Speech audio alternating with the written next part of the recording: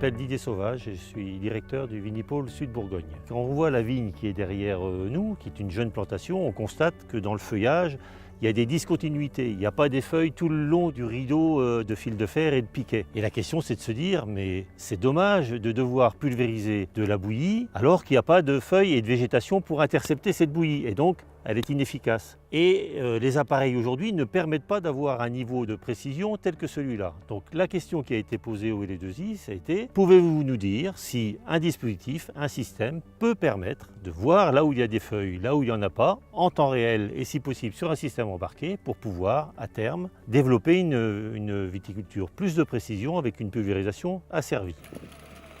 Je suis Ralph Selin, ingénieur de recherche au CNRS et je travaille au laboratoire LE2I. Nos travaux ont vite conduit au choix du LIDAR, donc c'est une technique de mesure en temps de vol qui permet d'avoir une caractérisation en 3D du volume de haies foliaires viticoles. Le capteur de type LIDAR est embarqué sur un porteur, donc nous avons fait le choix d'un robot mobile qui nous permet de faire des déplacements contrôlés, qui va permettre de caractériser en temps réel, c'est-à-dire à chaque milliseconde, on peut avoir une capture 3D du volume et on vient traiter ces données pour pouvoir extraire les zones qui sont denses en feuilles et les zones qui sont totalement vides.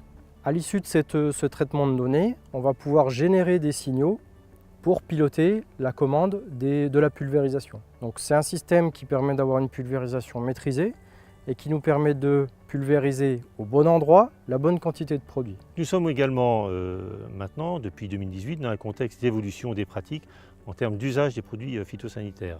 Le plan Ecophyto est en place et on doit se diriger vers une réduction d'usage des produits phytosanitaires de l'ordre de 50% par rapport à une référence historique qui a été calculée. Le projet tel qu'il est là aujourd'hui nous permet d'envisager, rien que sur cette seule mise en œuvre, des possibilités de réduction de l'ordre de 40%.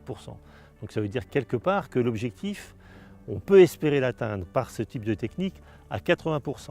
Reste à adapter les pratiques et la manière dont les viticulteurs vont mettre en œuvre leur stratégie de protection du vignoble pour atteindre cet objectif, donc qui devient de fait un objectif atteignable. Les viticulteurs sont très sensibles en fait à cette approche-là, à la fois pour des intérêts économiques, bien évidemment, mais aussi et surtout l'aspect environnemental et réglementaire qui va de toute façon tôt ou tard contraindre à aller dans ce sens-là.